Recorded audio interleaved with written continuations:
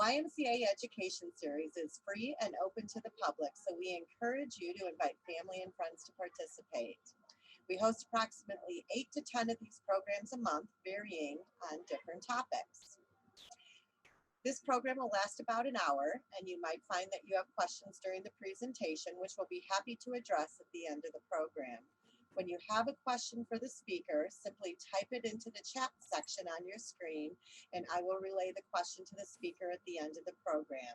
You may also raise your hand and ask a question yourself if the chat button isn't working for you. I ask that you please keep your questions general, and we will do our best to address all of them in the time allotted. Thank you again for joining us. And now I would like to introduce to you Wei Zhang from the Heartland Institute of Financial Education, here to talk about strategies for lifetime income. Wei, it's all yours.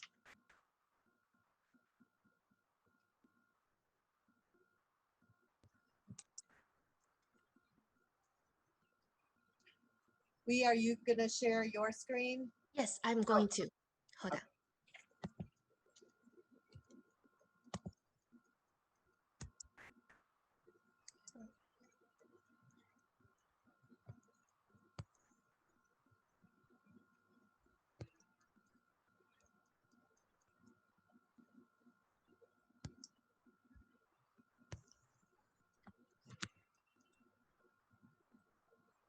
All right. Debbie, can you see my screen? Yep. Okay, awesome. All right, good morning, everyone. Thank you, Debbie, for the kind introduction. So it's a great honor to be here, and I am very proud to partner with YES program, YMCA Adult Education Program since the beginning. I think it's over 3 years now. Time really flies. So today my topic is about retirement income. And I want you to vision, like a picture yourself in retirement. When you are sitting on the beautiful beach with the sunshine on your face, and then what are you going to think about? Are you going to think about how the market performed today? Am I making money or am I losing money? Do I have enough money to pay for my bills? That wouldn't be a nice scenario, right? So you want to be totally relaxed, enjoy the view, and have that peace of mind. So that's why I said retirement is not just about income. It's also about your mental stage. If you're going to enjoy every single day or you're going to be worried about your income and your bills. So here's a little background about myself. As Debbie already mentioned, I have been a Northbrook resident and a proud partner with the YES program since the beginning. All right. So just like all the presentation, I have to read this disclosure to you. I know it's boring, but the key message is this information does not constitute any investment advice. Or is not an offer to sell or a solicitation to buy any security or insurance product. This information is for education purpose only. So I'm very proud that we've been running these financial workshops to promote financial literacy across the nation for the last 20 plus years. So, and the last point, you will not learn everything in 1 hour, right? So just relax, because I want you to start thinking about a few topics today. And then if you have any particular question, personal or regarding your family member, feel free to reach out, because I offer a one-on-one complimentary Q&A session for each group attendees. Okay, so I try to limit my content within 45 minutes, and then I'll leave the next 15 minutes or so for the questions if you want to share. But otherwise, we can always schedule a one-on-one afterwards. All right, so here are the key topics for today. So I want to discuss about the three main retirement stages and then the main source for the guaranteed retirement income. Um, as we enjoy the journey, there are headwinds, right? There are different risks that could affect your retirement. So how do we navigate or minimize those risks? What about tax implications? Do you pay tax on your qualified money? I have been hearing a lot of confusions regarding, oh, I will never need to pay my 401k. The truth is our 401ks are tax deferred plan. So when you take money out, you need to pay tax on the both on the principal and the gain. All right. And what are the strategies to secure your retirement income and give you that peace of mind, which we all look for, right? So this is just a very quick snapshot, and then let's move on to the next page. If you have questions, feel free to write it in the chat line or wait until the end of the presentation so you can unmute your line and we can discuss. All right, according to a recent survey, 80% of the pre-retirees are entering retirement without a very good strategy to follow. There was a typo there, okay? So that's why the number one fear for retirees is outliving your money. It's not dying. Dying is actually rank number two. Number one is outliving your money, right? So how much does retirement cost? I always how much you need to prepare for retirement. So I get these questions a lot. So there's no definite answer because each person will have your own lifestyle. You could be living in a expensive area or a less expensive area. Are you keeping one car or two car? How much do you travel? How much do you dine out? So there's no hard definite answer for each person. But I want to use this example to give you an idea. Suppose this is a couple retired for 30 years, and then let's just look at how much the meal will cost them. So $10 per meal, let's say $10 per meal per person times three times a day. And then if you multiply by two people per household and multiply by 365 days per year, even you retire, you still need to eat 365 days per year, and multiply that 30 years in retirement. How much would you guess the number will be? Any guess? So feel free to write in the chat line or unmute if you want. The number is 657,000. That's a lot of money just for food, and it's not like a fancy restaurant. It's just a $10 per meal, even maybe just a fast food sometimes. Okay, and this is the pure cost for meal. What about inflation and taxes? The cost of food have been increasing. We've seen that this year the inflation is about 4.1%.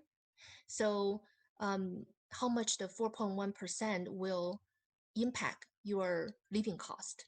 So if you are familiar with that rule of 72 rule that we mentioned, it takes however number of years for your cost to double or your saving to double. So I can cover those in the next few presentations. But if you use 72 divided by 4, it takes 18 years for your living cost to double. Think about that. The inflation that's why we call the silent killer, right? So here's another statistics. About 60% of your income will be expected during retirement. So if you have say 100,000 income, you're making 100,000 income before retirement. So roughly about 60,000 income required during retirement. A lot of expenses may be going down, like your children's college education costs could go away, your house mortgage could go away, but the taxes and then the medical expense and travel expense, all the other part of the expense could go up. So that's why we still at least maintain 60% of your current income for retirement. Assume nothing change, your major change in your lifestyle. Okay. Another rule of thumb is multiply your current gross income by 20 times. So that will be your rough retirement kind of a saving goal, right? Why 20 times? Because normally during retirement, we don't want to go too aggressive in the investing strategy. So roughly around 5% each year. So that the 20 times of your income, if you multiply by 5%, that's kind of give you the current income. That's another way to calculate it. So again, there's no right or wrong answer. I would say if you are interested, I can provide that retirement worksheet after the workshop, so you can calculate how much I pay for my living expense now versus adjust with inflation, how much that would be in 20 years or 30 years, okay? All right, so next I want to cover the 3 main retirement stages. Okay, first stage is called accumulation, right? A lot of us are, if you haven't retired yet, you are putting in your money in your company sponsored retirement plan, like your 401k, 403b, 457, and you could invest in your own, the IRA plans, right? Roth IRA or traditional IRA, the simple IRA, SEP IRA, etc. So this stage, you are putting money into your retirement saving account. That's called accumulation. Okay, and then once you retire, then you enter the second stage called distribution. So basically, you rely on your passive income to keep your living expense, your lifestyle, right? So that this stage is all relative. So retirement is not about I reach age 65 or I reach my age 67 to call it retirement. If you have 20 times of your gross income and you keep your expenses low, you can retire anytime, any day. So basically, if you enter into that stage where your passive income could cover your living expenses, that you do not need income to earn new income to pay bills, then you can choose to retire already. Okay. The third stage is called the wealth transfer. So that's basically you accumulated this wealth, and then how do you transfer those hard-earned income or money into your next generations, to your beneficiary, your family, a charitable organization, or anyone you choose, right? So when we look at this 3 stage, we need to consider 3 major factors. One, what is your rate of return? Are you keeping up enough rate of return to cover the inflation and taxation? Okay, what are the main risks? Okay, I'll cover that in the next slide. And what are the tax implications? Tax implications. So is it taxable? Is it tax deferred, or is it tax exempt? There are different strategies for taking out retirement income. All right, let's take a look at the main financial risk. So we talk about you want to put money in that the time play as a compound with compound interest to make your money grow, accumulate value, right? But during that journey, you could get some, unexpected turns. So these are the major financial risk that I summarized for you. So market risk, which is very easy to understand. Market always goes up and down, goes up and down. That's kind of going through this cycle. The challenge for us is, what if we just about to retire and the market crash? or just before we want to retire, market crash. So I've talked to a few clients who were thinking about retirement before the pandemic, and now they will continue to work because they're still recovering some losses during that market volatility. Tax rate could increase, and right now we don't know yet, but the new administration could propose a higher tax rate for income next year. So the sequence of return risk, what is that? Basically, it shows after after you start taking income, you're in the retirement age, the sequence or the order of market return has significant impact on your portfolio. So I will have more details next workshop, but this one basically since shows two retirees.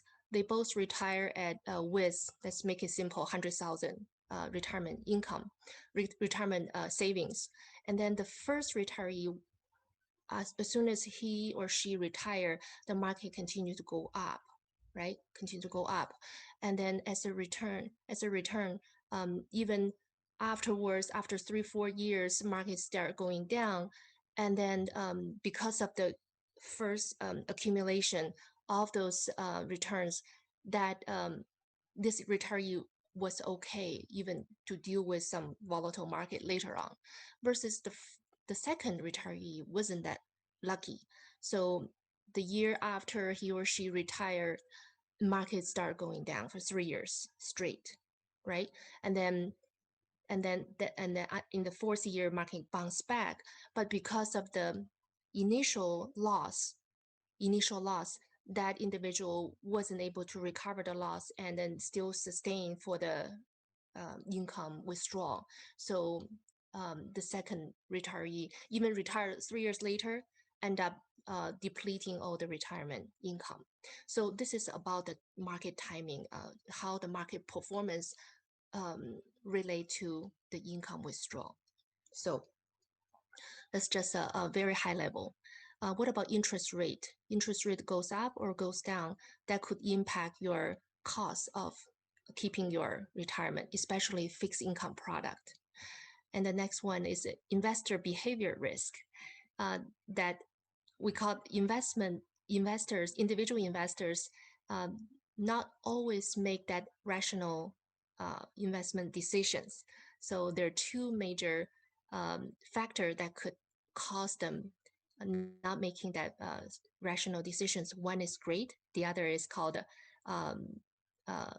fear. So the average return by individual investors was not as consistent and high, even with just putting in the market and ride with the market.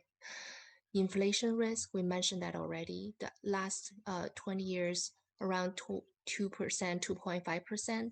But recent last year, we've seen, from last year to this year, we've seen higher inflation already due to the pandemic. Withdrawal risk, that's another factor. So during the retirement, if some retirees take their 401k as the vending machine. So they just withdraw money when they want without knowing how much longer that 401k saving would last. So if you withdraw money too quickly, that could deplete your assets versus if you does not gain enough interest. So the last one is called a health or longevity risk. So there could be two kinds of risk. One is what if during the retirement someone gets sick, right? Get into those critical or chronic illness situation, and then that is going south, the health going down. Versus the other risk would be, what if you live a long life, right? Longevity become a more and more concern to many retirees because of the the technology, the medicine, and with all this advanced advancement, people live a longer life, right? So do you have enough savings to sustain that longer retirement years? As remember that the meal cost calculation we did earlier. So that could be a concern just by simple basic needs, living, the food, basic needs, travel, that could like a multiply because of longevity, right? So I think a few months ago we did a workshop on long-term care. How do you minimize those longevity risks by putting a long-term care plan in your portfolio? So including that could protect the rest of your retirement savings. All right. So these are just a high level financial risk during retirement. Okay. Any questions? If not, I'm moving to the next slide. All right. Let's go back to the 3 retirement stage. We were here, right? Okay, and we talk about the return on risk and the tax benefits. And then let's go a little deeper on each stage. So during the retirement, during the accumulation stage, you could save money in different buckets, like the qualified retirement plans normally sponsored by your employers. So there can be 401k, for-profit, or 403b, depends, could be your like a teacher for teacher, your doctors. 457 could be government employees, your individual retirement account, business owner retirement account, etc. Defined contribution plan. You could also save money in mutual funds, exchange traded funds called ETF, stock options, and bank saving, bank checking account as well. Annuity is there are different type of annuity. I will discuss in more detail later. But annuity could be accumulation focused, could be income focused. Okay. Some people also save more money through the life insurance. So life insurance can accumulate cash value that you can take out in the form of loan to supplement your retirement income. Some other people like to invest into real estate, property management. That could be another investment for the future retirement. Stage number 2 for distribution. So I leave the distribution stage. I separated the 2 categories. One is you have a group of source that provide you the guaranteed income over lifetime. So what are these? Social Security benefits, your company pension, and your own personal pension, which is called annuity, right? But there are also non-guaranteed lifetime income. So as I said earlier, mutual funds, your bond, life insurance distribution of the cash value, and the rental income, all these are not guaranteed, but they are additional supplement income for retirement, right? So if you want a peace of mind, what do you want to, which income do you think will be better? The guaranteed income or non-guaranteed income?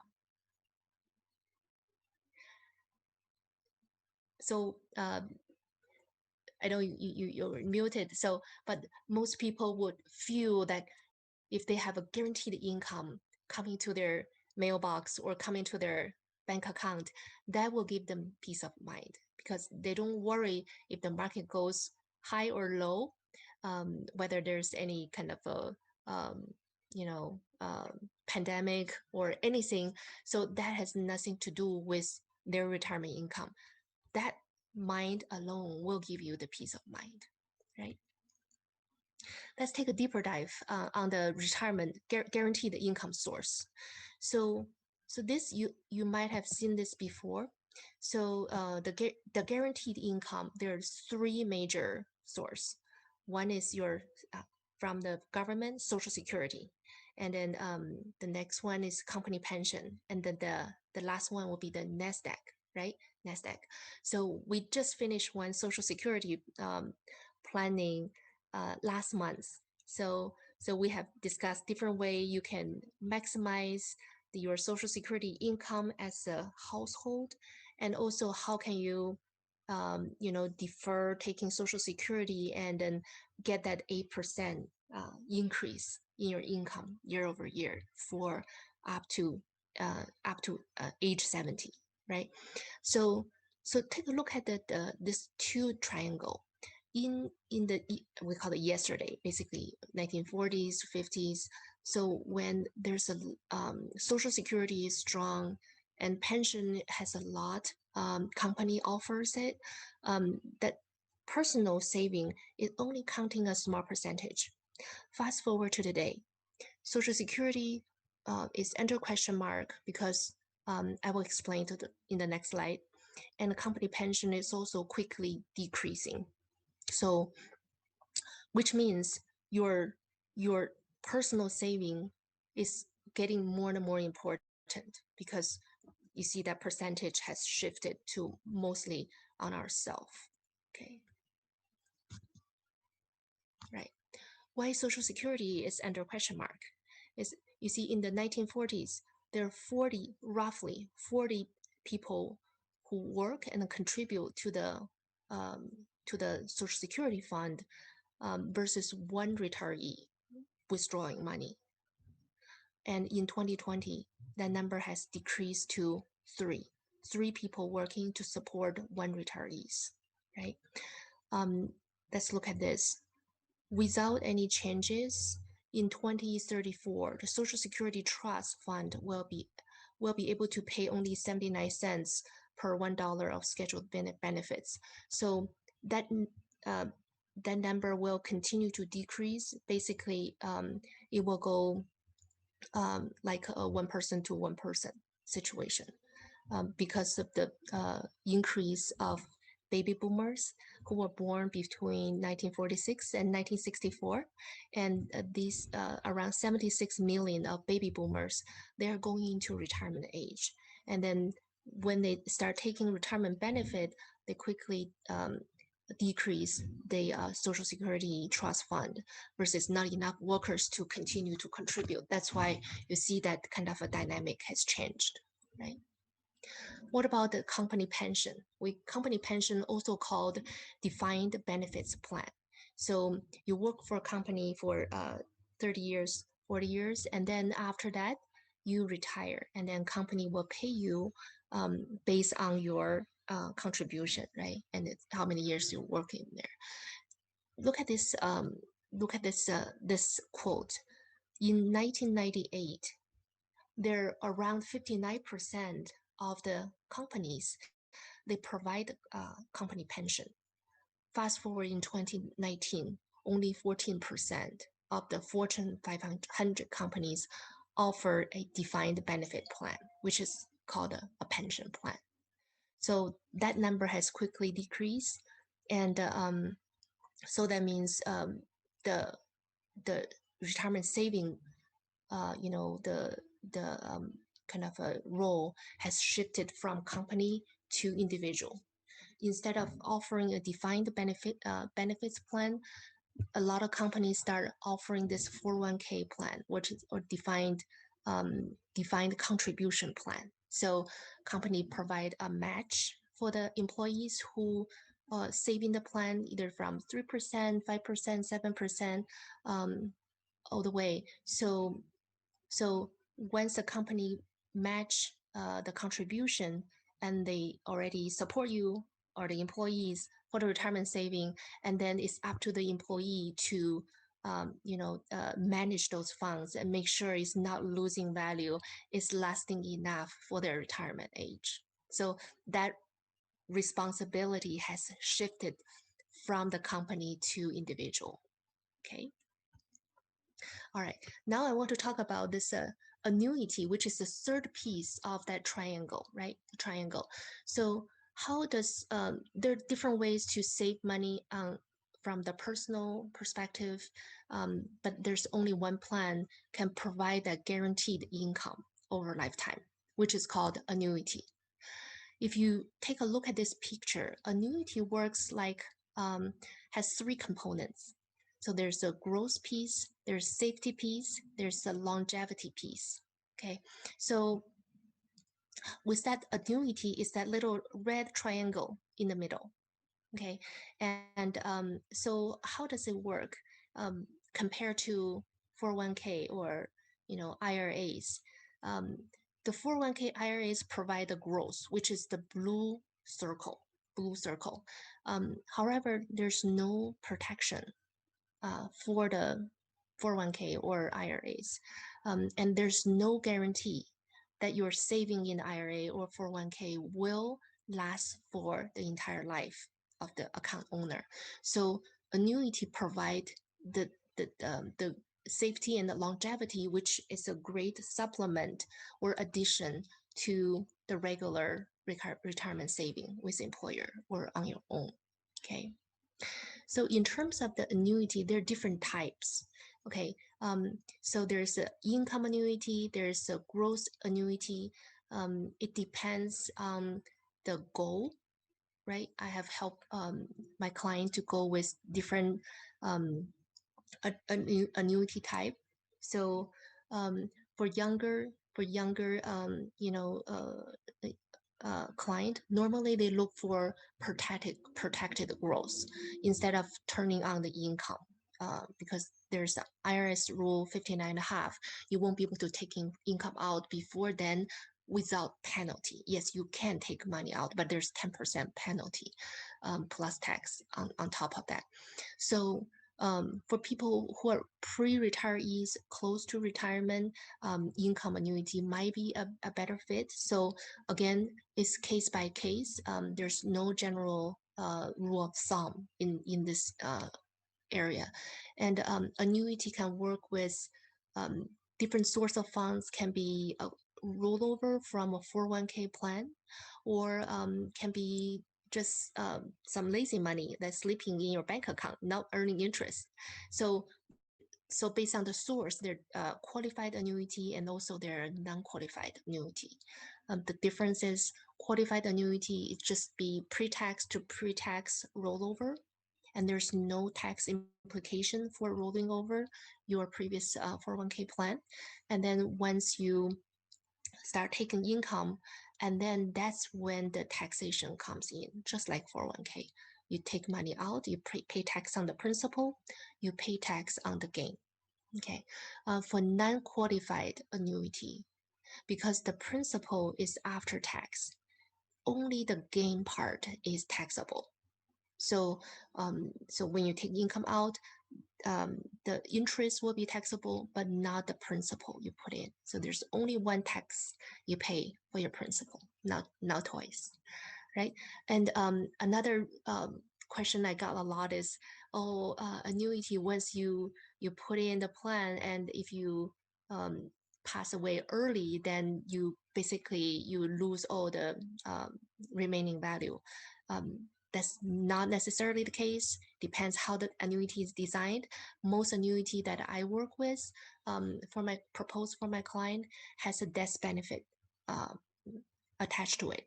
So say if you didn't someone start annuity plan and only use half of it, and then the rest remaining half will go to the beneficiary, whoever that person decide to leave money to.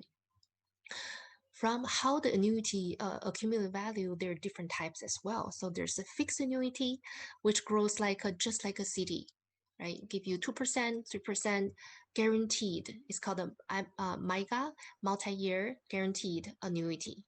So that's kind of a give you a certainty, but the potential rate of return is limited. And the second source is called the fixed index annuities. It kind of work with track with indices like S&P, like a JP Morgan or Russell 2000, NASDAQ, Dow Jones. And there are different type of indexes. So the annuity company will track how the index perform to credit back in the annuity account for the interest. However, there's a big plus. If the index decrease, right, it decrease, lose value in the next year, you do not participate in the downturn, but you participate in the upturn, upside potential, up to a certain limit, either through a cap or a participation rate or a spread. So these are more details.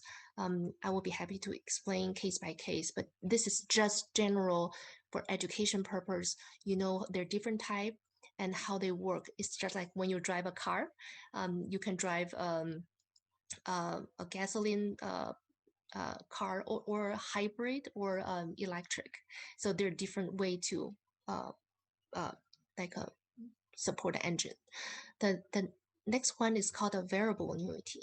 Variable annuity has unlimited growth, but also the account could goes down with if the market, if the funds you choose are losing value.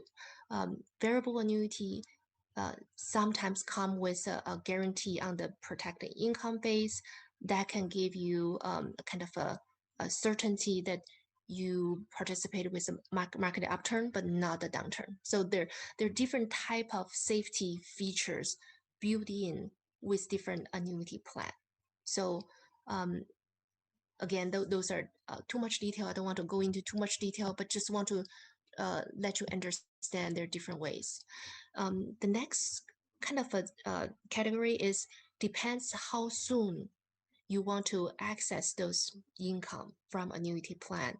There's one called immediate annuity, which means you need income distribution within 12 months of your account being set up, versus a deferred annuity means I could defer it for 5 years. I don't retire now. I plan to retire and taking income after 5 years. So you let your money grow on the tax deferred basis. And then when you're taking income out, that's when you pay taxes. So that's called a deferred annuity versus immediate annuity, right? Okay. If you haven't seen the real example, this could be confusing, but I can show you some example in the next few slides. Right? So this is the dynamics, how the index annuity work, right? In all the annuity contract, there's a guaranteed value, there's an account value, right? Guaranteed value is normally used to calculate your year-over-year income amount. The account value is whatever money you accumulate in your account. So there's a certain, protection and also bonus or guarantee that normally build in the guaranteed value, right? So guaranteed value generally is higher than the account value. So you keep stepping up, and then say this is the age you start, you want to retire. So the guaranteed value will be used as a base to calculate based on your age. So if you retire, most people retire around age 65 or 70 or anywhere in between. So based on that retirement age, the annuity company will calculate a percentage, multiply into that guaranteed value to calculate your year-over-year retirement income. So that's the green bar underneath. Um, this orange line is your account value, right? When you start taking income, the account value also goes down dollar for dollar, right? But here is the magic moment, right? The magic moment comes here when your account value has been dropping to zero, right? Because of the contract, you as long as the account owner is alive, the annuity company is going to pay lifetime income. So this is where the magic happens. You already depleted all the account value in your annuity plan. However, you're still taking the income for retirement. Here's a real example. So one of my clients is 67, still working, and a female, and so she has rollover 350,000 of her like qualified plan from employer, right? So what does this plan work for her? So first of all, as soon as she roll over the 350,000, there's a 10% premium bonus. So you see here on the bottom here, you see this the step up. So at age 67, the principal 350,000, as soon as it rolls in, it becomes 385 because another 35,000 being added to the guaranteed value. Okay, guaranteed value. Um, and then from there, year over year, every year there's a 7% guaranteed interest, guaranteed growth for how long? Up to 10 years. You see this? No matter how market works, this 7% guaranteed increase will be applied in the account year over year for up to 10 years, or as soon as the client start taking income. So if my client start taking income at age 72, the 7% compound interest growth will stop from the year 5. But if my client decided to defer all the income withdrawal or distribution for 10 years, then she could get 7% for up to 10 years. The good thing is you don't have to decide now. You can plan as you go. So so here's the two scenarios. So if the client decide to take income out at the age 72, which is normally the required minimum distribution starts, if you delay further with after 72, IRS will charge 50% of your penalty for not taking income out. So at the age 72, the client could get 29, close to 30,000 income guaranteed for the rest of her life. And then if she decided to let it continue to ride, so wait until age 77 to take income out, the guaranteed income will increase to 42,563. So this is just one example to show you how annuity can provide that guarantee and then certainty in retirement income planning, right? Here's another example. So this is another annuity plan. How that works is, you see, it tracks index performance. In the first half, this is index performance.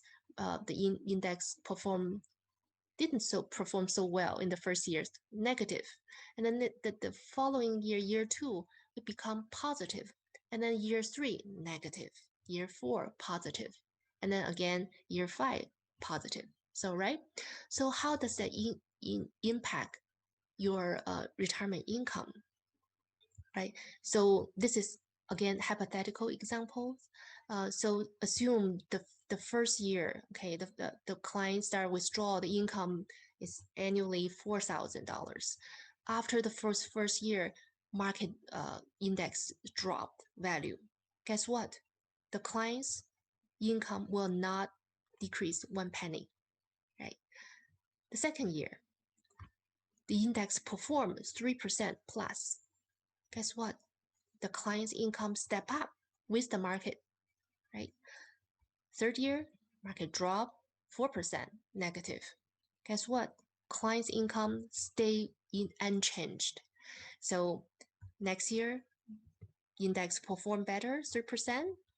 The client income step up with the performance. And then the next year, market goes up again, 2%, client's income goes up. Do you see that? The client's income can either go flat or up, it never goes down. Once you lock into guaranteed income for that year, the next year can either be flat or up, it can never go down. So that's called the increasing income feature in a lot of annuities, right? Because of this, the income increase with the market that could effectively outpace inflation. Otherwise, if you have just a flat income year over year, that eventually the value in the same amount of income would decrease because of the cost of living going up year over year. All right, so this is just some example. I managed really well at 46 after 11. So any questions, I'll be happy to answer now. Again, if you want to just reach out to me for a one-on-one Q&A or consultation, there's no cost for that because I offer that to all the group classes that we teach. So feel free to either unmute your line or reach out. We can discuss afterwards. Thank you for your time. I have a question quick. Yes, go ahead. So how much do you need to start an annuity? Oh, that's a great question. Annuity start with a different kind of a minimum amount. In general, the qualified money is I think it's $5,000. $5,000. You can roll over from your previous company or IRA. For the non-qualified, either 5,000 or 10,000. It would be very easy to meet that minimum requirement.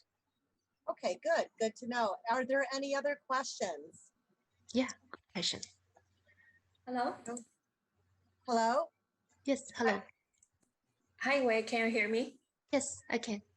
Okay, so I think that's after your presentation, it sounds like it's a horror story when looking at the current inflation numbers and thinking about when I get retired, if I want to do self-insured, that's just horrible.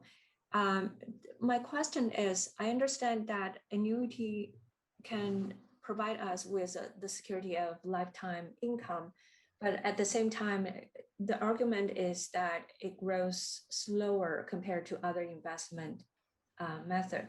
So what would you suggest? I'm at my 40s right now. What would you suggest of the proportion of my portfolio, let's say, after I retired at age of 65, what proportion put in annuity, what proportion put in the stock market, and what is a reasonable combination there? Mm-hmm. That's a very good question. I wouldn't say just based on your age, I put in a proportion. Mm-hmm. I would say I would use my retirement income spreadsheet projection to see, okay, at the age, what is your retirement age? If you're 65 or 67, you're 40s, then your retirement age is projected to be 67. Okay. 67. And so at that time, what is your current saving? How much your portfolio look like? I will start from here, and then I will take a look at your Social Security benefits and see, because you can go to the ssa.gov to download your Social Security statement to kind of how much your retirement with the government will income look like. Mm-hmm. And then I would take a look at your current saving and see whether there's still a gap. Mm-hmm. If there's a, say, $3,000 gap in your guaranteed income source, I will calculate backward to see how much annuity you need to save now to give you that $3,000 annual income to fill in that gap, your retirement income needs, your goal. So in that way, it's more, it makes more sense. It's more customizable approach instead of just say, I'll say you put in 10% or 20%, because each person's age is different, the risk tolerance is different, how the return play out over the years could be different. So in a nutshell, so it's not a fixed percentage that that I can give you now, but I will do a customized calculation for you to come up with that right amount to put in the annuity. Gotcha. Awesome. Thank you. So for you to be able to run that estimate for me, I need to print out my SSA statement, which I never have a look at it till now. Yeah, now it's a good day to know, because just Okay. like you want a puzzle, so we want to get the other pieces of the puzzle already kind of settled, and then that will be easy for me to solve. Yeah, What are the missing pieces that we can right. use Unity to help you? Okay, that makes a lot of sense. Thank you. Thank you. We'll be in touch. Thanks. Good. Great Any other questions? Okay. Well, that will then conclude our session today. We'd like to thank you, Wei, for being our host today. On behalf of the North Suburban YMCA YES series, we thank you for supporting our organization and programs like this, which we do make available free to the entire community. So please feel free to share that and invite your family and friends. And we hope to see you at our next speaker series on July 7th on the topic of understanding Medicaid and how to protect your assets legally. Have a wonderful day, everyone, and thank you again, Wei. Thank you, everyone. Enjoy the beautiful day outside. Thank Bye. you. Thank you. Bye.